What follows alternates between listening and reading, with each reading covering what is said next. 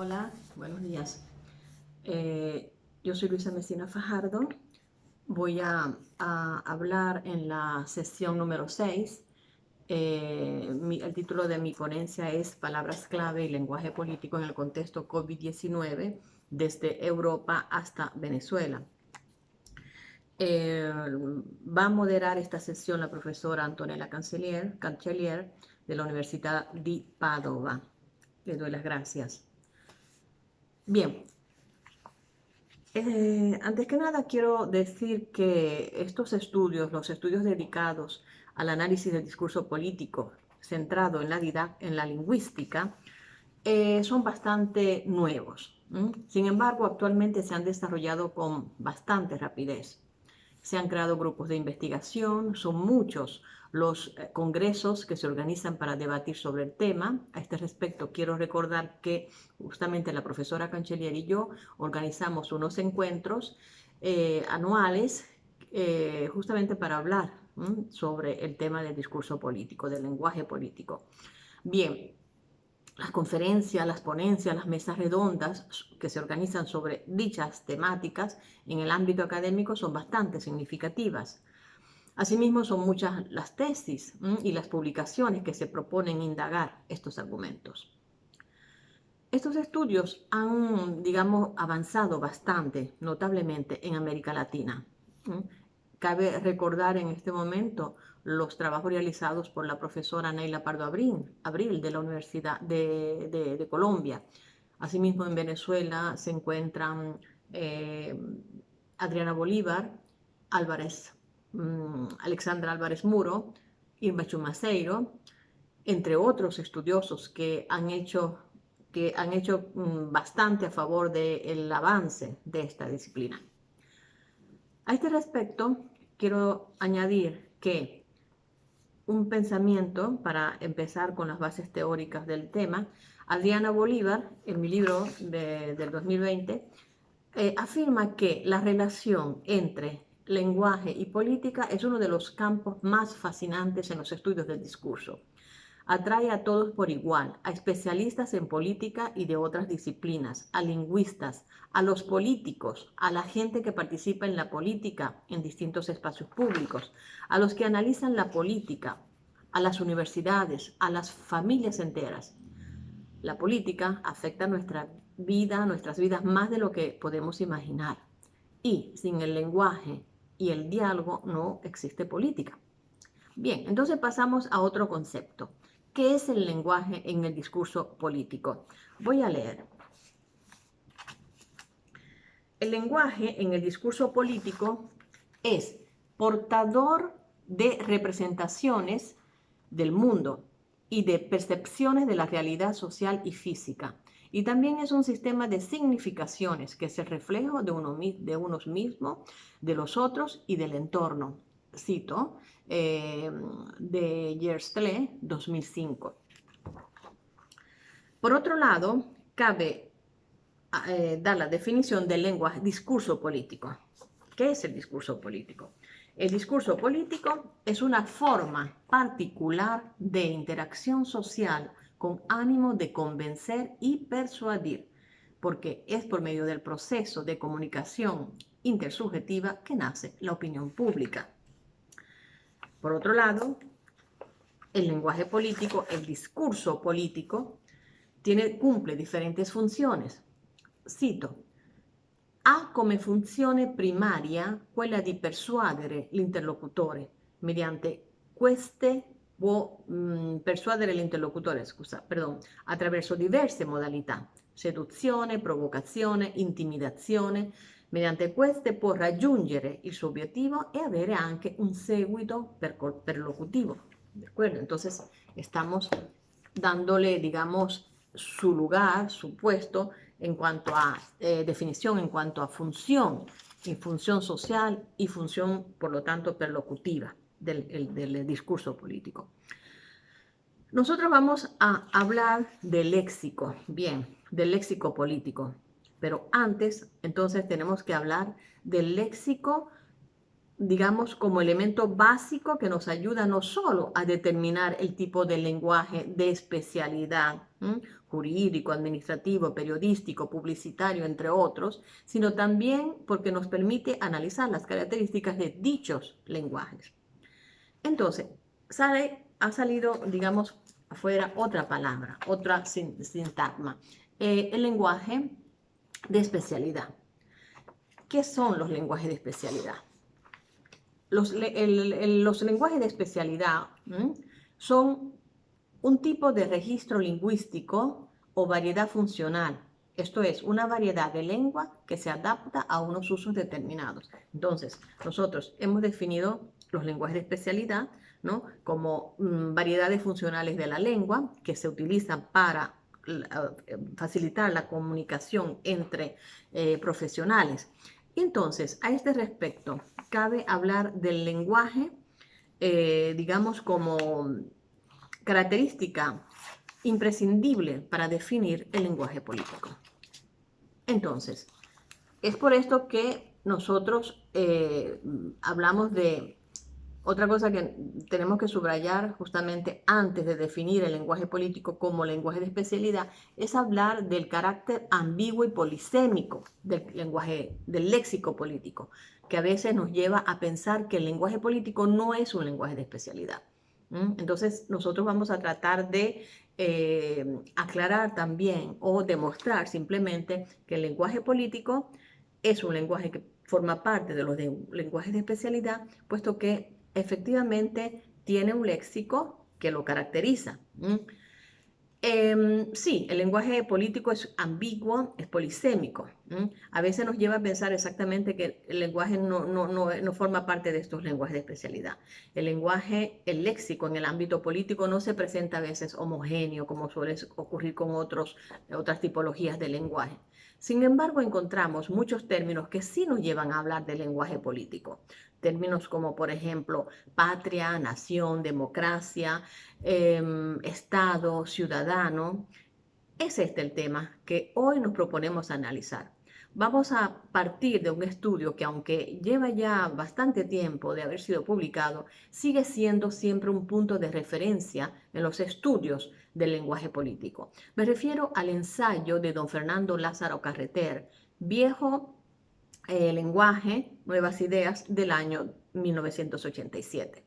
Fernando Lázaro Carreter nos habla de un núcleo fuerte y de una periferia.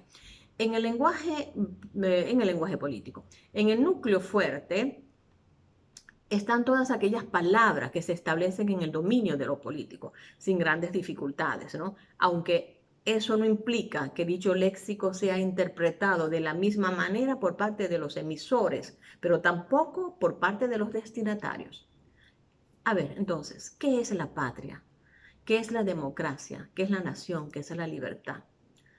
A este respecto quiero decir que la ponencia del profesor Grilli va a completar también esta parte de mi ponencia, porque él se va a detener en el análisis de estas palabras, de este núcleo fuerte. Sin duda, son palabras que a lo largo de la historia de la sociedad, de las sociedades organizadas, han ido tomando connotaciones diferentes. Es esto lo que definimos como carácter polisémico del léxico político. Ahora bien, el núcleo fuerte del lenguaje político se nutre de otros términos periféricos, de palabras clave, de palabras testigo. Se trata de un universo cambiante, de palabras más fugaces que proceden de la esfera del lenguaje común. Son palabras que pueden llegar a establecer un momento histórico determinado. Son términos empleados por los políticos cuya motivación deriva de factores que conllevan finalidades de significación política, social y que emergen en un determinado momento y con un ritmo vertiginoso marcan los sucesos históricos, las necesidades socioculturales, incluso la vida misma de las personas. Por otro lado, afirma Adriana Bolívar, para entender la relación entre la política y el uso del lenguaje como arte de persuasión y acción social, es el concepto de estrategia que se puede entender de varias maneras, en el plano lingüístico y discursivo en el nivel microtextual, como un proceso mediante el cual quien habla o escribe organiza sus textos para darse a entender y lograr ciertos propósitos comunicativos. Por lo tanto, aquí sale otra palabra importante que es la palabra de estrategias, ¿no? De estrategias discursivas. De esto van a hablar los otros compañeros de esta sesión, Ana Di Lodovico, Gianna Cone, Lali Cata y Alessia Ruggeri. Pues bien, así las cosas, podemos afirmar que el vocabulario de la comunicación política se renueva por la necesidad de designar nuevas realidades, conceptos, comportamientos, actitudes, que nacen como fruto de los cambios sociales, económicos y políticos, naturalmente. A este propósito, quiero focalizar mi estudio en un momento importante que nos ha tocado vivir a nivel mundial. Me refiero a la situación de emergencia causada por el COVID-19. En todas partes, tanto en Venezuela como en España y en Italia, en todo el mundo, la situación de crisis ha sido y es todavía devastante. Nuestro estudio va a focalizar una parte central de la lingüística, repito, el léxico, como ya he adelantado en el principio. Al respecto, creemos que el léxico que nos ha dejado el COVID-19 merece ser estudiado no solo desde el punto de vista del lenguaje político, sino desde varios enfoques. Todos hemos visto cómo en menos de 2 meses el mundo ha cambiado. En poco tiempo acá han cambiado las ciudades, han cambiado muchas cosas, ¿no? Las calles han estado desiertas. Hemos visto nuestras ciudades como fantasmas, solitarias. Pero va a cambiar el modelo social, el sistema económico se verá afectado y nuestra cultura, nuestras costumbres, ¿qué va a ser de todo ello a partir de ahora? Solo algo nos resulta evidente. Ha cambiado nuestro léxico. Paradójicamente se ha enriquecido. La aportación al léxico se presenta ahora verdaderamente muy significativa. El virus ha favorecido la aparición de una nueva manera de conceptualizar la realidad. Por ejemplo, a este propósito, el premier italiano Giuseppe Conte ha acuñado un fraseologismo, una colocación, diría yo, para hablar del amor en tiempo de COVID-19. Me refiero a la expresión affetti stabili. A este propósito, la información es abundante en las redes sociales. Leemos satíricamente, por ejemplo, en un artículo de Enrico Buono, publicado el 28 de abril del mes pasado, el 28 de abril, y dice así: ci avevano provato Aristofane, Diotima e Socrate nel simposio di Platone, il pensiero cristiano da Gesù a Kierkegaard, i trovatori medievali e i poeti romantici, Shakespeare con tragedie e commedie, Stendhal col suo dell'amore, ci avevano provato La prigioniera e la fuggitiva di Proust e milioni di cantanti contemporanei a definire che cosa è l'amore. E poi i 450 saggi riuniti dal governo italiano hanno finalmente risolto l'antico mistero. Affetti stabili. Ecco tutto, che ci vorrà mai branco di pugnatari mentali. Bien, según el decreto sobre la fase 2 en Italia, las personas que mantienen justamente affetti stabili, afectos estables en español, pueden reunirse, pueden encontrarse, ¿no? El premio Giuseppe Conte, en un simposio, diría socrático, ha decretado que los movimientos se consideran necesarios para reunirse con los familiares, ¿no? Con las personas que mantienen affetti stabili, con i congiunti, dice él. El término, este último, ha dado pie a una cantidad de reflexiones y análisis lingüísticos. Han surgido interrogantes. ¿Qué se entiende por congiunti? La respuesta ha sido ambigua, como suele ocurrir en ámbito político, pues se confía en la volatilidad, de una palabra para definir los sentimientos y las relaciones familiares y, aún peor, para redactar un decreto que va a condicionar la vida de las personas. El COVID-19 nos ha servido para abrirnos a otras realidades, por ejemplo. Nos ha consentido recordar ciudades como Wuhan, la ciudad china de Wuhan, donde nació este virus, regiones como Lombardía, la región italiana, Amazonas. Hemos visto en las redes, en la televisión, estas ciudades afectadas profundamente. Ahora somos capaces de utilizar correctamente los términos según su registro lingüístico.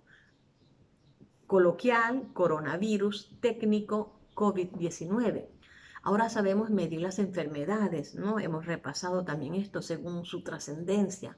Epidemia si el alcance de la enfermedad está localizado a una región. Pandemia si la propagación es a escala global. Conocemos la diferencia que existe entre los términos cuarentena, aislamiento y distanciamiento. El lenguaje se ha nutrido de muchos eufemismos que se emplean para hacer referencia a la pandemia, como por ejemplo crisis sanitaria, emergencia sanitaria. Se habla también de profesionales sanitarios, que son los médicos, los enfermeros, o de servicios de urgencia, que son esos lugares horrorosos en donde se encuentran actualmente tantos enfermos de coronavirus. A este respecto, cabe dirigir nuestra atención al territorio venezolano, en donde han surgido los hospitales Centinela. Como podemos leer en el sitio web del Ministerio de Salud, el presidente Nicolás Maduro enumeró 46 centros médicos que su régimen afirmó que estaban facultados para recibir pacientes de COVID-19, según un informe de Reuters. Sin embargo, dichos centros médicos no han representado una verdadera ayuda. Podemos leer en los medios, sobre todo en un periódico online, El Estímulo, en un artículo del 16 de marzo, cito, los hospitales Centinela, donde se concentran el 60% de los casos de coronavirus en Venezuela, no están en condiciones para atender a los pacientes contagiados por el COVID-19. Los hospitales Centinelas están seleccionados para recolectar datos en una zona en la que existe alta probabilidad de hallar casos de una enfermedad. Cabe señalar, pues el contexto nos lo permite, que los hospitales en toda Venezuela enfrentan escasez de suministros que afectan tanto a los médicos como a los pacientes. El 92% del sector de la salud no tiene jabón disponible, el 61% del personal no tiene mascarillas y el 79% no tiene guantes desechables. Muchos periodistas venezolanos han manifestado las discrepancias que se verifican entre las cifras de casos, ¿no?, de COVID-19 confirmadas por el gobierno y las cifras recogidas en cambio por los hospitales. Podemos leer también en el diario online, El Estímulo, la necesidad de muchos hospitales venezolanos que han tenido que incluso coserse sus tapabocas, es decir, sus mascarillas. Cito, los centros de atención médica de Caracas y del país en general afrontarán los casos de coronavirus con los que tengan lo que tengan a disposición. Algunos no cuentan con agua, la mayoría no tienen productos para desinfectar y otros incluso tuvieron que hacerse sus propios tapabocas para no contagiarse. Bien, con palabras de Alexandra Álvarez, tenemos que decir que los políticos son los seres de quienes más dependemos para nuestra vida cotidiana, pero también son los que en menos confiamos. El dato lo podemos confirmar en una declaración de Nicolás Maduro, en la que el presidente se muestra preocupado por el virus y cree poder no solo detectar su llegada al país, es decir, verificar la presencia de personas infectadas, sino incluso que se siente en capacidad de poder hacer que el virus no llegue a entrar en Venezuela. Habría que preguntarle, ¿cómo? Así lo expresa en su discurso, declaraciones a la prensa del presidente Nicolás Maduro sobre el COVID-19, pronunciado el 12 de marzo del 2020, este año. Cito, aquí en Venezuela hemos tomado las medidas preventivas para detectar la llegada del virus. Alguien pudiera decir para evitar la llegada del virus, pero siendo una pandemia que ha atacado a los países más desarrollados del mundo, hay que ser objetivos y tener los pies sobre la tierra y saber que en cualquier momento el coronavirus podría entrar a nuestro país. Asimismo, Maduro en su discurso no desperdicia la ocasión para lucirse utilizando una terminología de ámbito médico en un registro bastante informal. Venezuela cuenta con los profesionales, los epidemiólogos, los virólogos, los infectólogos, los científicos de la salud, un poderoso Instituto Nacional de Higiene de la Salud y, bueno, con centros de salud de primer nivel, déjenme decirles, de primer nivel. Y la moral de los hospitales, la moral del profesional médico, de los profesionales de bioanálisis, de los profesionales de la salud, bueno, está puesta al mayor nivel para enfrentar esta situación. Vamos a seguir adelante con el léxico. Estas afirmaciones me han servido además, no solo para entrar en el tema del coronavirus en Venezuela, sino también para, digamos, escuchar, recoger ese léxico, ¿no? Empleado, el léxico empleado. Para seguir con el léxico de ámbito médico, en España, por ejemplo, se hallan muchas siglas con las que estamos familiarizando, cuyo empleo es muy frecuente en el lenguaje político. El empleo de las siglas en el lenguaje político es algo que encontramos con mucha frecuencia, ¿no? Los políticos aman hablar utilizando siglas, ¿no? Encontramos UCI, Unidad de Cuidados Intensivos, EPI, Equipo de Protección Individual, UME, Unidad Militar de Emergencia. También de ámbito económico, por otro lado, estamos viviendo no solo una crisis sanitaria, como declarado por la OMS, Organización Mundial de la Salud, sino también estamos viviendo una grave crisis económica que nos ha hecho retroceder de aproximadamente 15 años.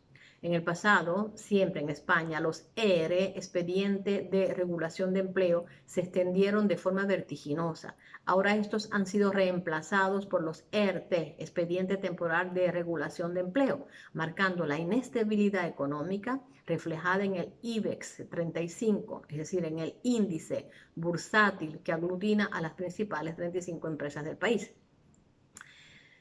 El empleo, justamente, como hemos dicho, se ha empobrecido, pero no el léxico que se utiliza para definirlo.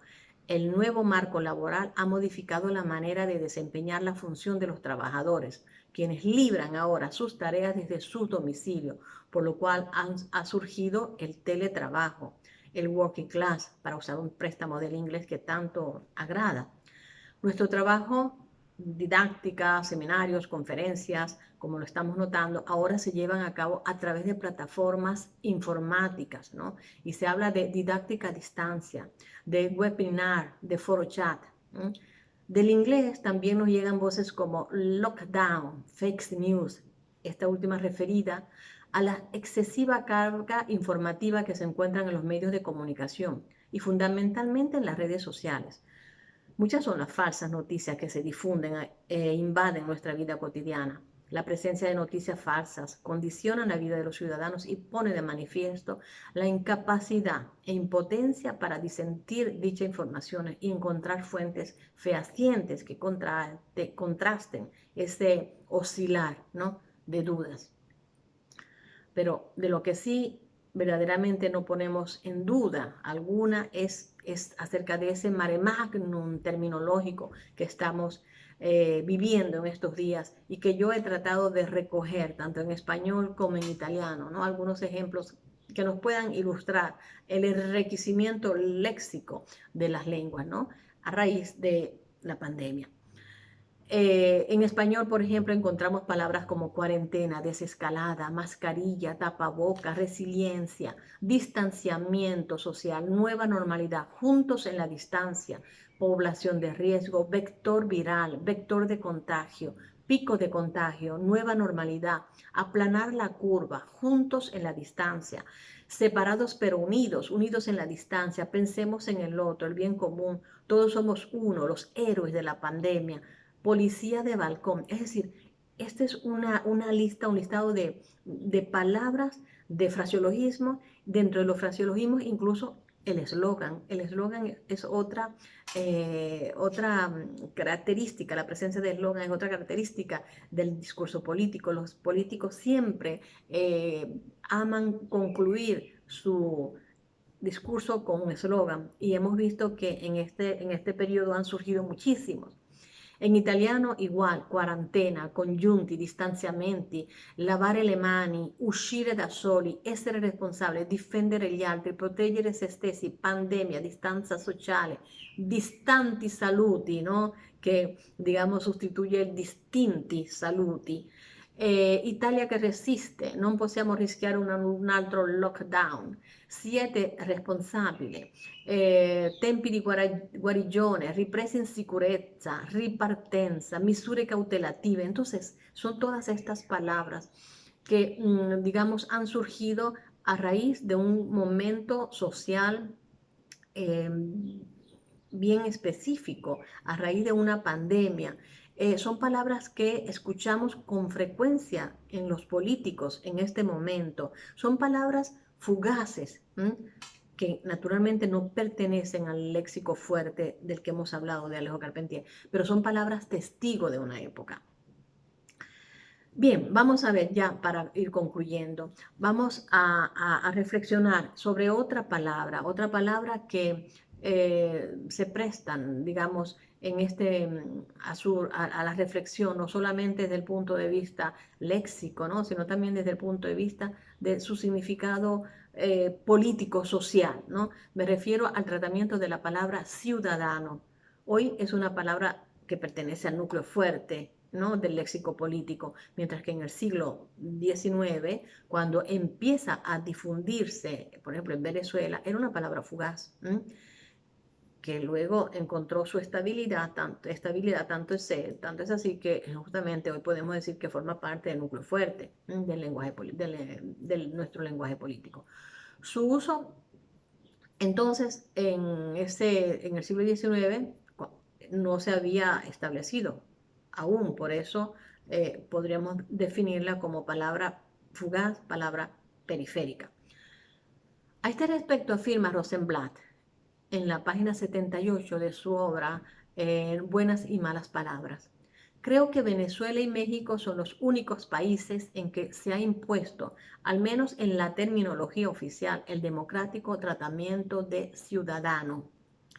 Y más adelante, en la página 81, menciona a Bolívar, quien al jurar ante el Congreso General de Colombia el 21 de octubre de 1821, su cargo de presidente de la República, manifiesta: prefiero el título de ciudadano al de libertador, porque este emana de la guerra, mas aquel emana de las leyes. Cambiadme, Señor, todos mis dictados por el de buen ciudadano. Es decir, que Bolívar prefirió esta palabra al de señor o al de presidente u otros apelativos, ¿no? Porque era la palabra que había surgido en un momento importante de la vida política, ¿no? Social de ese entonces.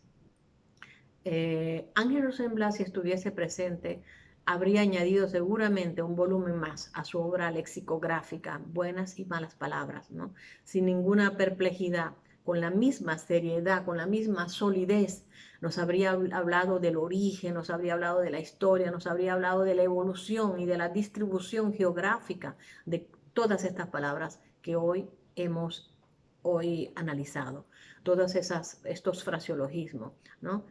Esto es todo. Muchas gracias.